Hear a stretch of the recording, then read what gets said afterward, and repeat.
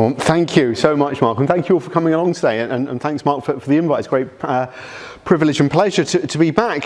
So, yeah, as it says, I'm going to be looking at Ypres, particularly in the 20s and 30s, and the way this tiny Belgian city, and very particularly West Flanders city, really became something akin to a British colony. Now, before I go on, can I ask, has anybody here visited the city of Ypres? Oh, fantastic. So, at the very least, you'll have had a big bar of chocolate, because that's crucial to the city's economy. And now it's probably being visited by about as many numbers as it was in its peak in the late 1920s. And indeed, the West Flanders regional government estimates that tourism, and by that they essentially mean Anglophone war tourism, is worth about 240 million euros a year to the local economy. So, it's absolutely crucial to that world. Now,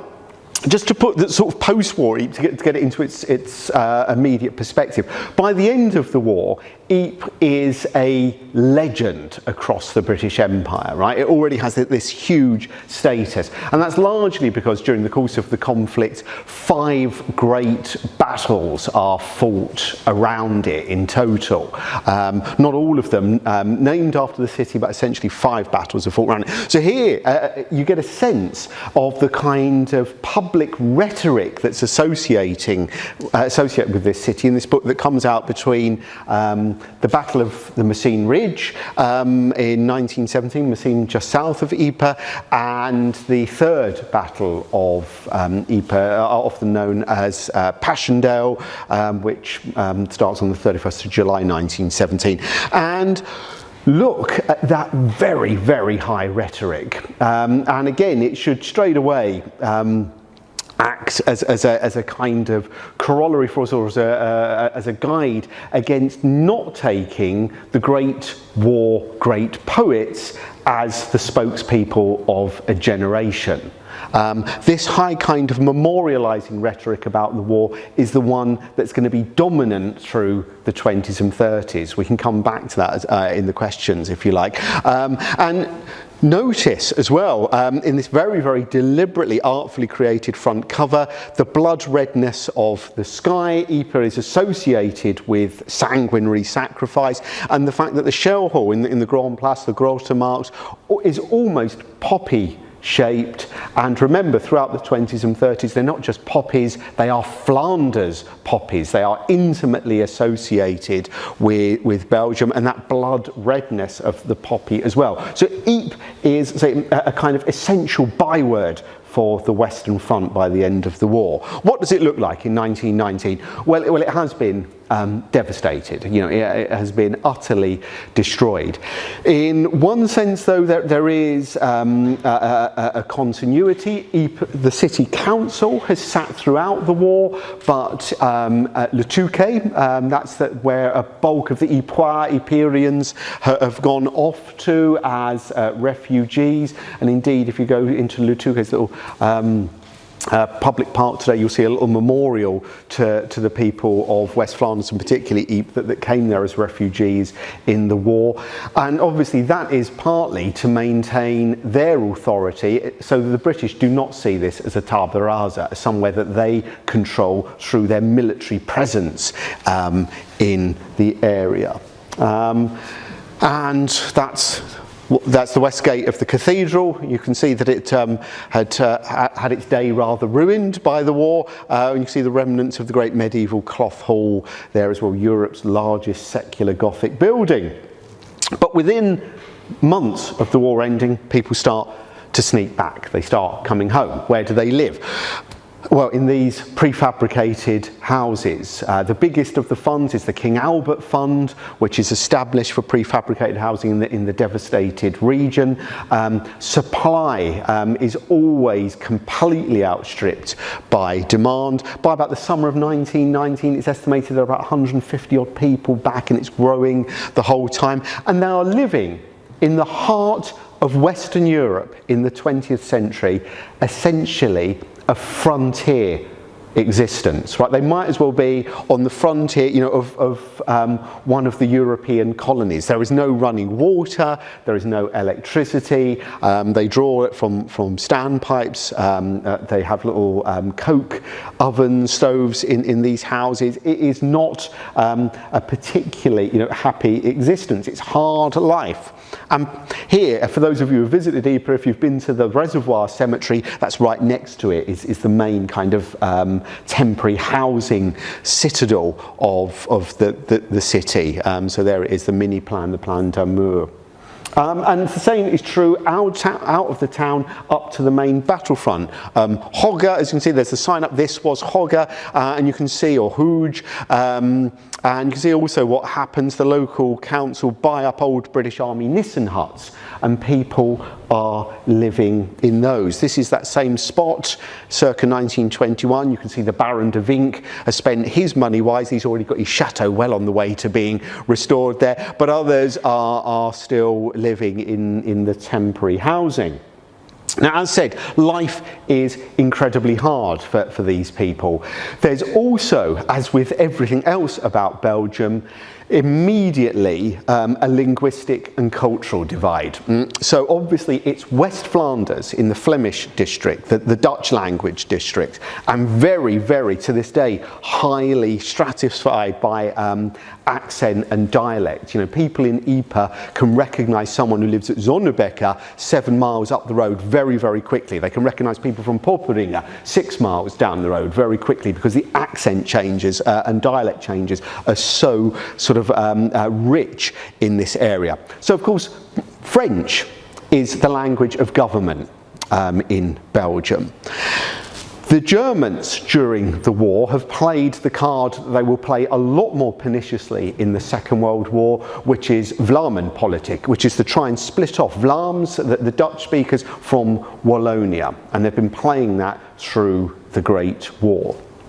It's not been truly successful because Vlaams is so completely and utterly Roman Catholic. That they have picked up, the Catholic bishops have picked up, that the Germans in the Great War are forever speaking to The Hague. They want to bring the Netherlands in on their side. And of course, one of the things they promised the Netherlands is, after the war, if we're successful, maybe the Greater Netherlands will come back, i.e. you will re-annex Flanders back into the Kingdom of the Netherlands, and there is no way Flanders is going to go into a Protestant state. So all of this rather collapses. But anyway, in 1919, a francophone, as it would be, agricultural commission is sent out. They very quickly say that most of the farmland around Ypres is never going to be farmable ever again. Saltwater inundation has come down as far south as Ypres. Remember, in 1914, the Belgians had smashed the sea locks to literally flood the German advance in. So saltwater had got in to the water table. Plus, the problem is north of the Menin Road.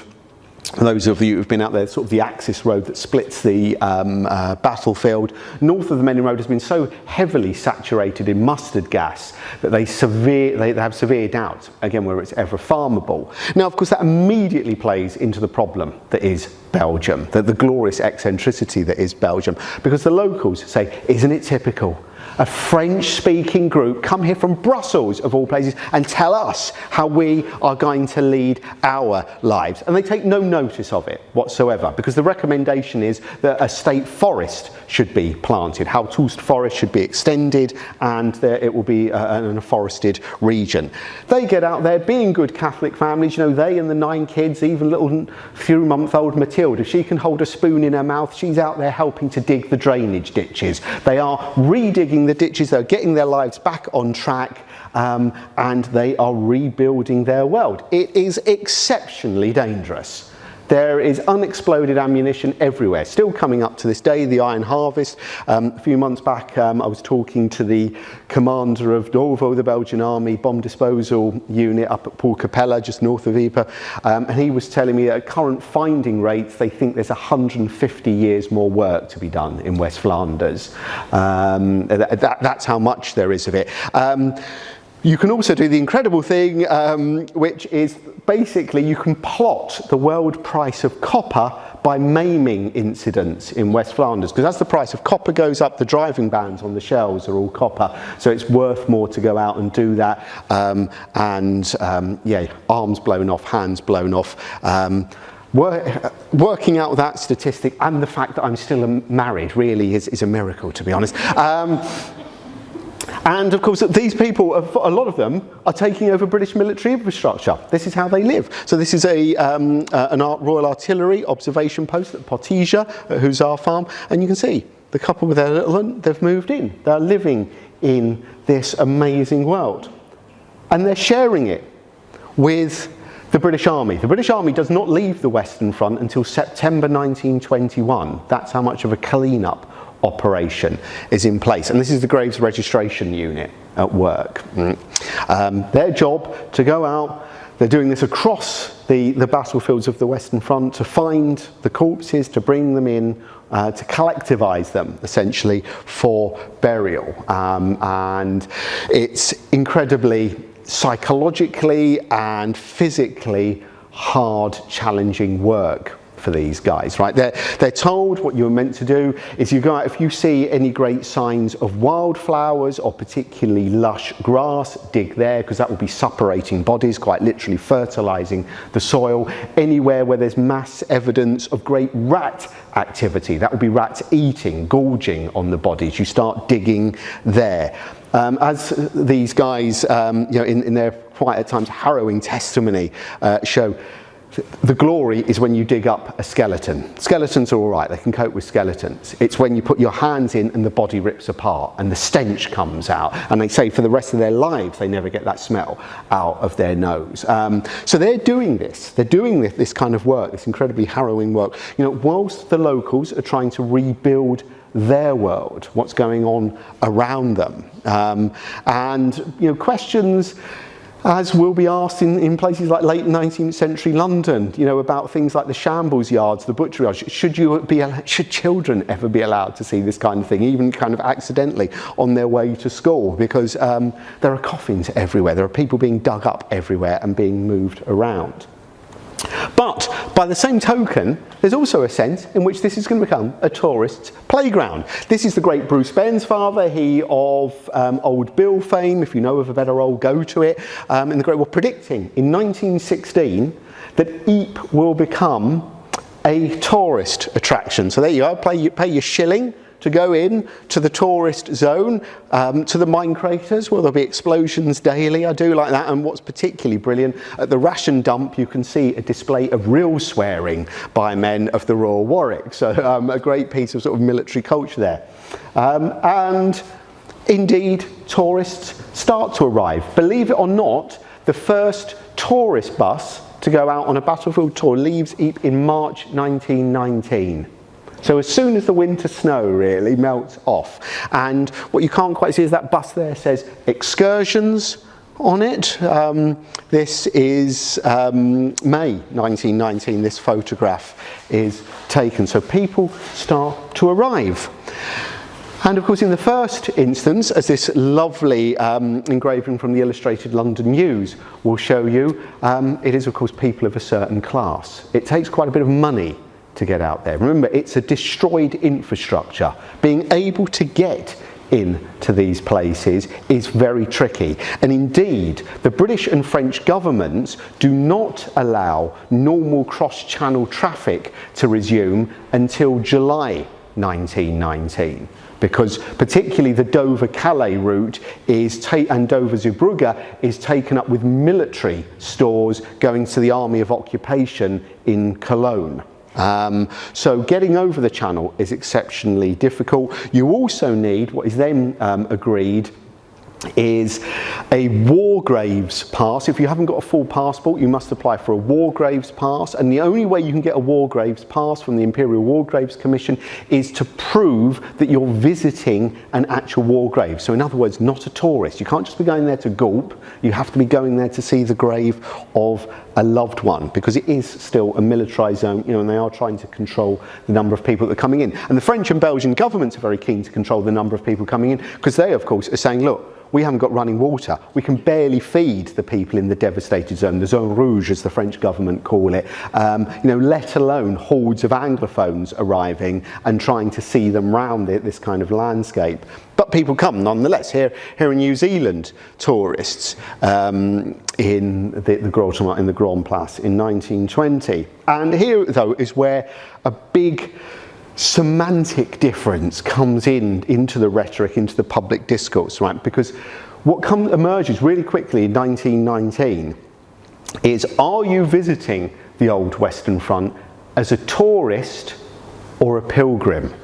Right, with all of the associations, the medievalism of that word. You know, a pilgrim is going to visit a war grave. A pilgrim is going on some kind of spiritual journey. You don't want to be just a tourist gawping at these sites. Now, who would have thought this was ever possible? The British tend to be quite xenophobic about this. I know, something that you thought quite weird for the British. And of course, the people who are most often labelled as tourists are Yanks. Americans will come as tourists. They have no idea what this war means. They just want to gawp. They want to buy up souvenirs. They'll chuck their dollars around, whereas we, Brits, are pilgrims, and there was one of the big differences put in.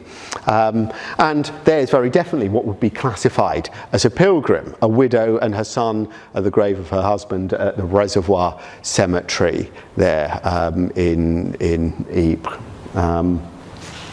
And there, pilgrims, Irish pilgrims at the Munster Cross, one of the earliest memorials to go up, which is in a very deliberately placed just outside the cloisters of the cathedral, making that point about shared Catholicism as well there.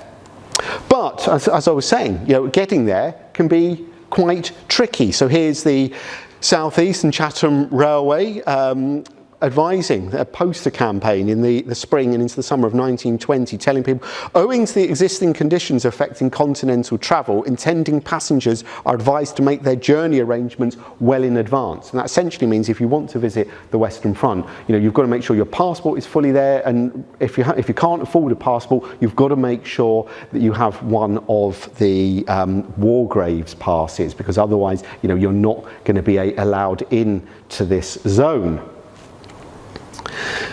But an industry is growing up straight away. So here is the Franco British tours, the battlefield tours deluxe, advertising in 1920, led by ex-officers, because you wouldn't want to go with another rank, would you, or an NCO? They might have regional accents, they might drop their H's. This is high class, you know. It's got a Bedford Row address, so a Bloomsbury address. You can be sure, and there's the itinerary. They will take you round, and so you'll have someone interpreting the site, you know, who is an expert for you. So here's that way of kind of trying to make, shall we say, give tourism a higher falutin, a cultural edge to it. You're not just there to gawp. But you could also go with the great Battlefields Bureau, led by Lieutenant Colonel E.P. Coulson. Now, Coulson's one of my great heroes of this early days of sort of battlefield tourism at Brelan there, which is just west of Ypres. If we could easily make a film about him, it strikes me, and I'm going to date myself here, and it's all right because I'm not talking to any of my students, so I know you'll understand this reference. If we were to make a film about him, Coulson would have to be played by Terry Thomas. Right, there is something a little bit, that regimental tie, regimental crest, blazer and all that, perhaps a BAOC bag, always dodgy, and you know, a little bit of a crook there in some ways. A little, you wouldn't want to buy a second-hand car, it strikes me sometimes, from Coulson, but you know, a man committed to trying to get people round the salient to look at the sites. And here you see how it's become a tourist industry. Red Cars of Blankenberg.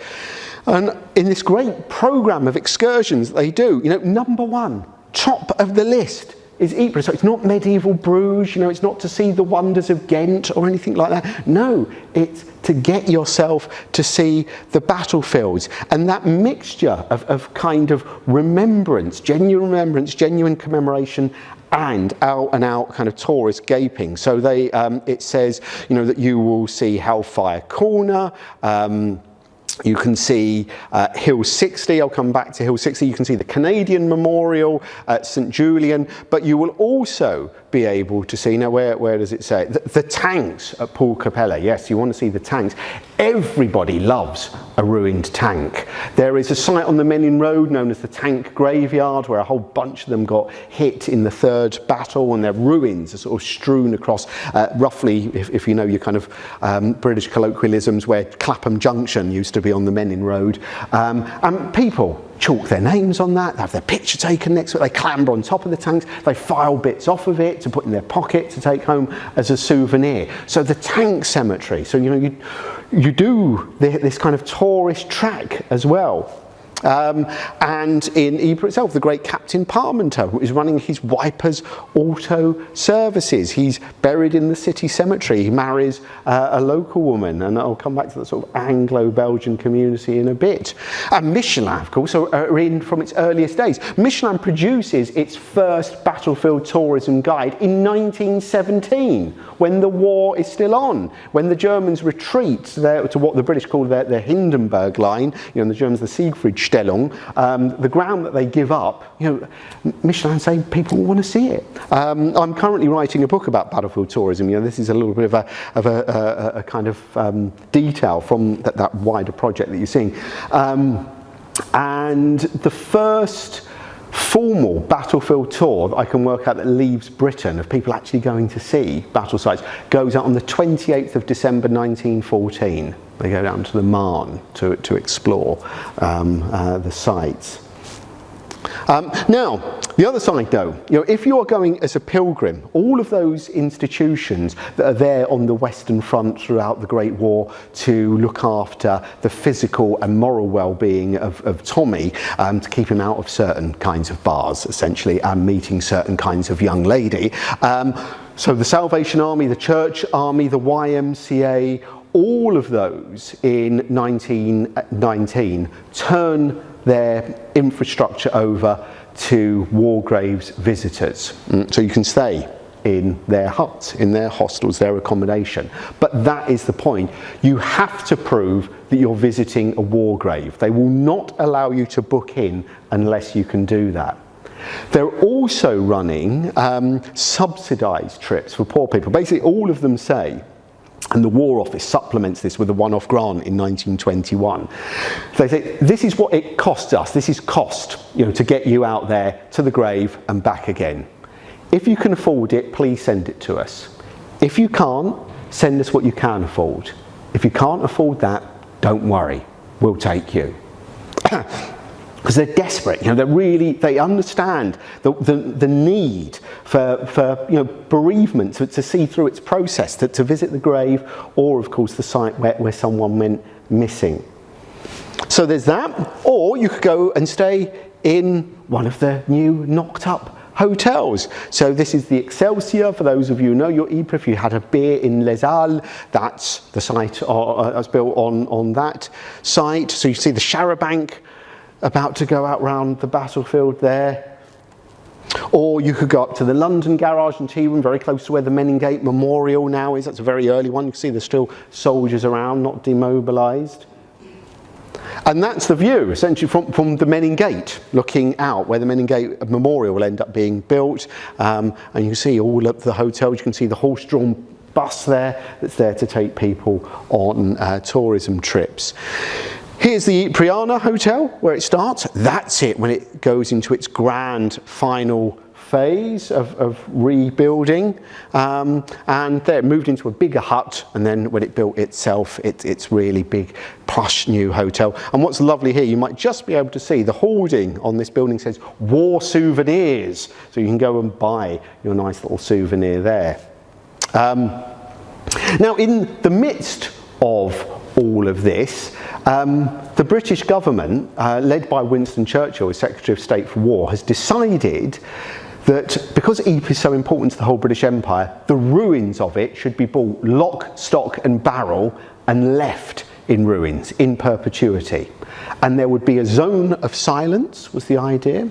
So, in other words, when you got pretty much to the edge of the cathedral ruins, you were all meant to stop talking, and you would process through the ruins till you got out of the Menin Gate rampart, and then you could start speaking again, and you were to sort of contemplate what the British Empire had done to buy the freedom and security of the world.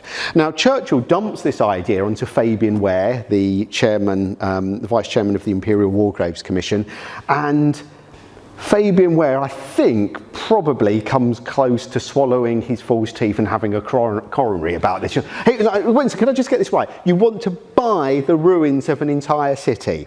Oh yeah, says Winston. And he kind of says, and you're not worried about the fact that the locals are moving back and that will mean chucking them all out? No, says Winston. They won't mind that. They know it's us. They know it's the British. They know what they owe us. And sort of Ware says, and you don't think really we went to war in order to allow Belgians to be free and live the kind of life that they want? Churchill sort of ignores that and says, get on with it. Ware does what any great administrator should do, when faced with something like this. He sits on it for a very long time, and he basically allows, the de facto return of local people to make the plan null and void. Of course, the flip side to it is that both the Belgian government and the Ypres City Council say that you can have the other great prime historic site in the city, which is the site of the old Vauban Menin Gate, the gateway to the battlefields, and you can build a memorial there, and that will be the flip side of all of this. And in all this, we get the great Lieutenant Colonel Henry Beckles Wilson, Canadian, lived up at Quebec House, up at Westerham. It was him that gave it to the National Trust, and he's town major of Ypres in 1919. And he writes this very early guidebook with this incredibly resonant title, Holy Ground of British Arms. And you can see there, what he's, again, the high diction about Ypres, this kind of blood-soaked landscape in which it's often during the war and even post-war, Ypres is called the British cavalry. It's the British Empire's cavalry. So the Menin Road almost becomes the imperial Via Dolorosa. It is where, in imitation of Christ, British soldiers took up their rifle and pack, their imitation of their cross, and went to their glorious martyrdom. And remember, that's always the high language of the Great War. No one is ever killed in the Great War. The newspapers never ever really say that masses were killed. Instead, they sacrifice themselves. Agency, power remains theirs. Those soldiers gave themselves in the cause, right? And therefore, that means huge casualty figures, or implications of huge casualty figures, can be and are constantly delivered to the British people, but the spin on it is heavily controlled, right? So never think that British people throughout the Great War don't know what's going on. They know it is a bloody and often muddy mess out there. It's the way it's being sold to them that's extremely complex, and sophisticated. Now, Beckles Wilson himself has a little house knocked up for himself on the ramparts, where that's him with Lord Beaverbrook up there, and then he quickly puts up a sign saying, this ground is reserved for Canada. We're going to build a memorial here and have a museum when Sir Robert Borden, the Canadian Prime Minister, comes. He says, we're having this, sir. Isn't it nice? Oh, yes, very nice, says Robert Borden. Have you asked the locals? Don't worry about that. He says, we'll sort that out later. So it is, I say, it's kind of like an imperial frontier in that sense, people staking the claim. So Canada is meant to be having that bit. And he says, we have to do this because the locals won't get it either. They don't understand, because they were forced out as refugees and they didn't really see any of this. They won't get it, and they will just cheapen it, because they will come back and they set up their old festivals, like the Tuinsdag, the great August festival. And again, this drives people like Beckles Wilson to distraction, but other voices, thankfully there are other voices, Anglophone voices, saying, well, that's what we fought for, didn't we? That's exactly what it's about. That's not cheapening. This is the Belgians leading the lives that they wanted. And also in all of this, the British can be hypocritical because, of course, the sheer fact that there is a big tourist infrastructure coming in is because the Brits have created it. Even if they came in like the most, penitent medieval pilgrim on their knees, at some point they're going to want to sleep somewhere. At some point they're going to want to drink beer and eat chips, which is what every tourist of Belgium has ever done, which is great. And so the British stimulate this market. So by sort of condemning simply locals as somehow commercialising it is missing the role that the British and imperial visitors are playing, in creating it. And that also means that distinction, then as now, is an invidious one. Everyone, it strikes me, moves between those two positions the whole time they're there. I mean, I'm there essentially once a fortnight. I'm in Eton. My wife and kids think I live there and just come home for clean underwear, really. But I'm moving always between the hat of pilgrim and tourist.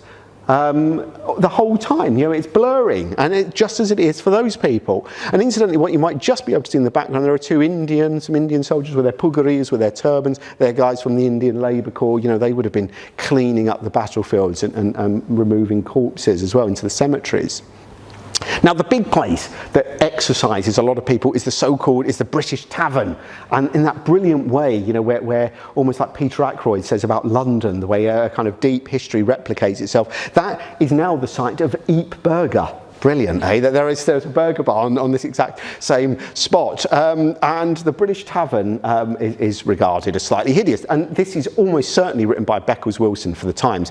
The new Ypres is a place of estaminets, of mobs of picture postcard hawkers, of charabancs and pleasure omnibuses, of souvenir hunters and noise. There is a so-called British Tavern in the Grand Place itself, and the road to the Menin Gate is lined with places of refreshment. In the town and its vicinity, there are 135 cafes and estaminets, and everywhere among the tumbled heaps of bricks and plaster, stone and girders, men are eagerly hammering and building to increase the number. So you see, just by the autumn of 1919, what a hotbed of activity this is. And as said, the Brits are playing the major stimulating role, and they do then, as now, anywhere where the Brits go, as we know, like to make themselves feel at home. So there's Hague House, which is the Ypres Times bar now. It's Hague House, the British Legion headquarters. A few years back, when a house was being restored, this was uncovered, this wonderful old British Legion sign from the 1930s, and you could make sure you kept yourself in your Anglophone bubble, because you could go to the tea room, where you get a good strong cup of English tea, or you could stay at the Hotel Bristol, British proprietor. That means the toilet will be all right. With William Franco, ex-serviceman, leading that. And the tea room, still there it is, 1925, there it is today, run by the wonderful Van Dale family, the great Carl, the chocolatier. It's always great when you buy your chocolates from Carl, because he's a master's graduate in classical languages, so you can buy your chocolate in ancient Greek from him, and he likes all that. So these things are still rambling on today. And then, if what you want to do is really get yourself a great souvenir, you bundle out to Hill 60. Hill 60, just outside Eton, is the heart of the Western Front souvenir industry. Right? Now, as Henry Williamson says in his wonderful book, The Wet Flanders Plain, the veteran, you might know him better really as author of things like Tarka the Otter. He says when he visits Hill 60 in 1925, there is more stuff in it now than we ever fired at it during the war, right? Because each night, it was well known, each night that the souvenir sellers would come, bury stuff, and of course as the charabanc buses appeared in the morning, it was, oh look madam, German Luger, look, just found it, yours, 15 francs, lovely, off you go, you're happy. And you can go and visit the tunnels. There's this wonderful, I do love the Miles Kington Franglais here. Don't let you be misled. No, don't let you be misled. These are the real tunnels. You pay. You can see she's got a little souvenir stall there. You go through the turnstile. You go under the tunnels, under Hill 60. Walk through the trenches. Go up the observation tower. That's all great stuff. That went down in the Second World War. The Germans needed metal. So you can wander through, have a nice time. And then once you were done, you could go to the No Man's Land Canteen. where you can get yourself a nice British ale or a stout and proper cigarettes. And there's the no man's land canteen. So what I find absolutely fascinating about all this, particularly when I'm dealing with my students, most of whom, or a lot of whom, will have come to the Great War through the literature trail, as it were, rather than the history. So they're absolutely convinced that Wilfred Owen is everywhere. And to show them this, that essentially through the 20s and 30s, you can have Great War fun. And it's possible. And as many veterans are indulging in this, don't think this is just kind of outsiders, as it were. Veterans love this. And indeed, veterans and the bereaved, when they go on joint pilgrimages, sometimes can have a little bit of friction between them because the emotional atmosphere, is so different. Because what that poor, bereaved wife or mother or sister can't understand is why all his old mates from his old company, as soon as the sun gets over the yardarm, it's all about that. And it's all about singing all the old songs. And it's all about singing the old songs with the filthiest verses that they can remember. Because that's what Frank would have wanted us to do. So they have that. Poor Frank's wife or sister can't get that at all. She's heartbroken. So you often see in those kind of what we might call mixed groups, they start to give each other a little bit of space. That they will do slightly separate things at certain points in the day and maybe come together at other points because the veteran has got a different way of going through this landscape compared with the bereaved.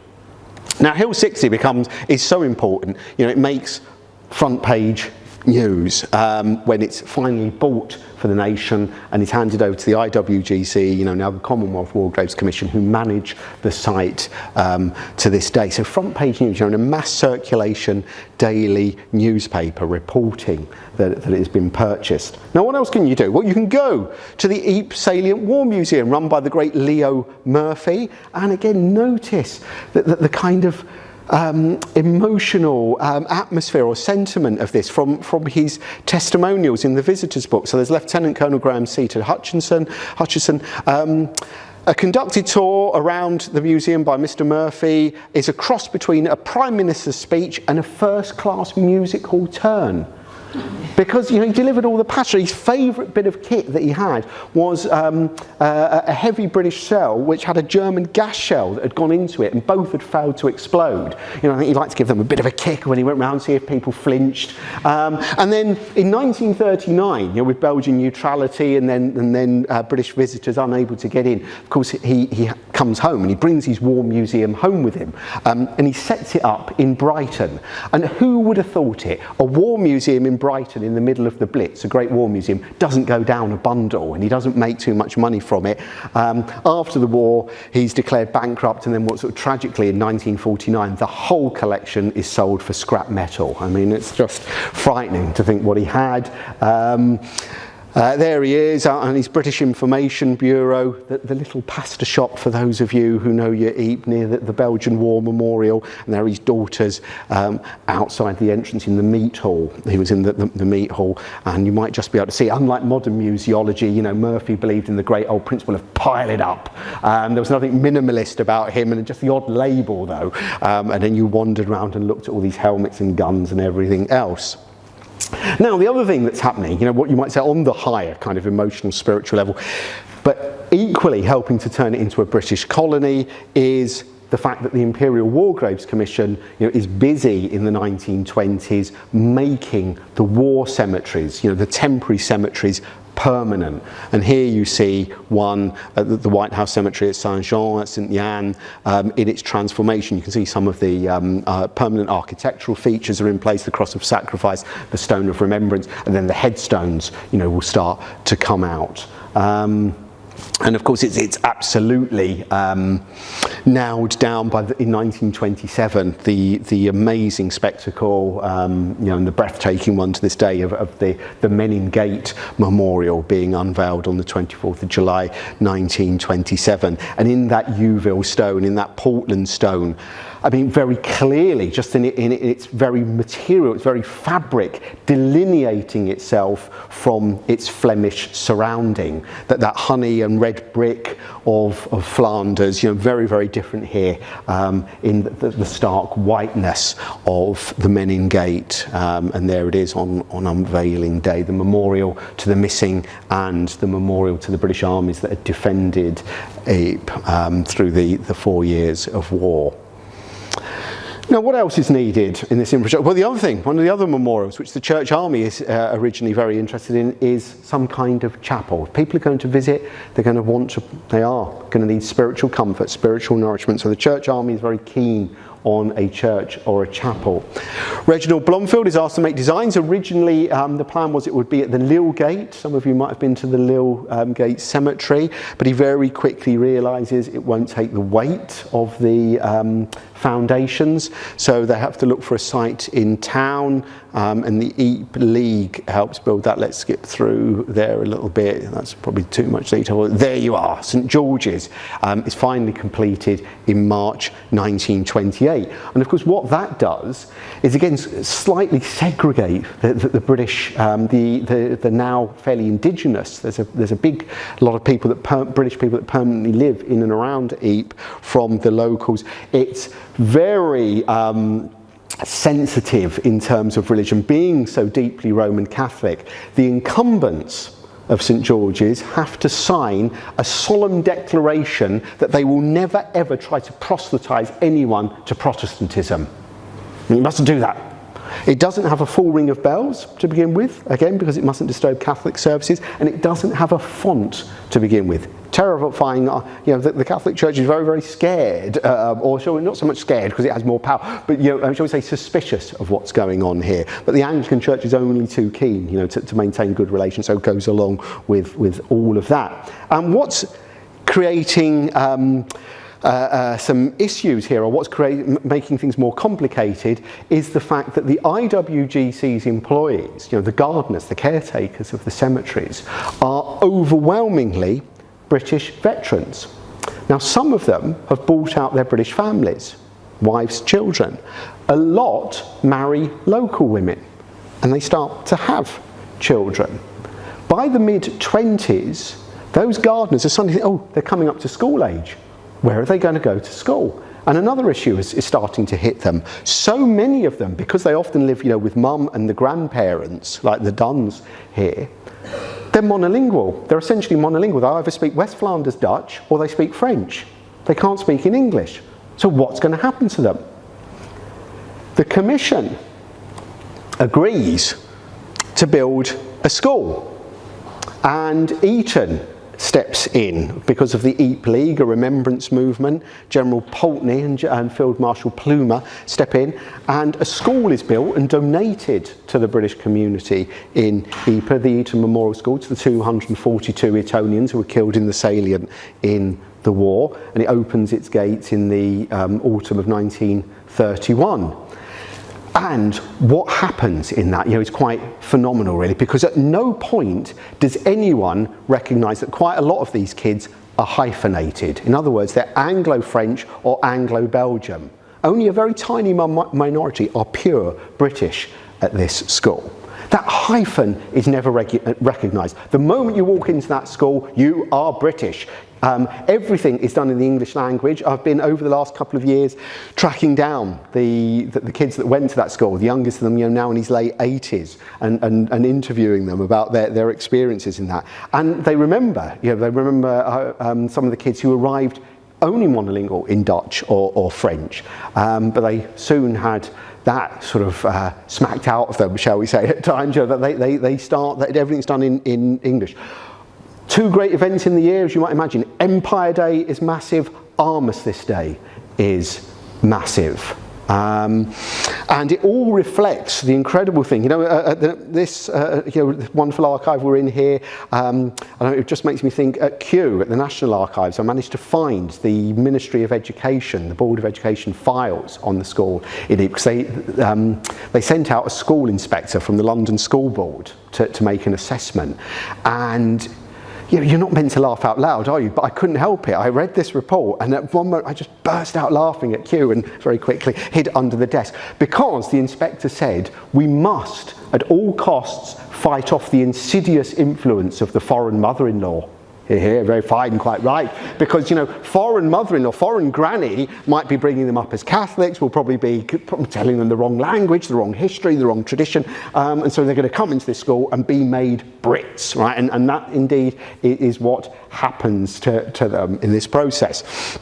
And because, say, there is such a large British community, so here's William Goddard. I spoke to his grandson George, because George's dad, when he was demobbed from the army in India in the 1920s, in the mid-20s, his father said to him, look, I've got a job with the commission, you come here, I'm sure there's plenty of work for you. And his dad ended up being the verger at St George's. So we have this great community that grows up, this fascinating one. You can see their graves today in Ypres City Cemetery, and you get these wonderful new dynasties. So there's Harry Fisher and his wife Artemis de Kuman Fisher. You don't get many of those to the pound, do you? And so these incredible kind of hybrid dynasties are created, which has led Ypres to be, you know, the fascinating place that it is to this day. Incidentally, there's a very traumatic kind of end to this story in 1940 with the Nazi invasion, which we can go into in a moment, if you like, in questions. But what I will do, I mean, yes, let joy be unconfined. I'm going to shut up. I hope what you've tried to, you sort of picked up on there, that my major points about the Western Front, and particularly Ypres in the 1920s, 1930s, is kind of what an intense layer cake it is. There are so many things going on. There are locals returning, trying to rebuild their own world. There are Brits arriving who are both tourists and pilgrims. There are permanent British agencies or Anglophone imperial agencies on the ground, like the Imperial War Graves Commission. And within this fairly concentrated geographical space, at times they are jostling, but at many other times, which is really the most interesting bit, they're kind of coming together in an amazing fusion, which is still perceptible in and around Ypres today. Thank you all very much for listening.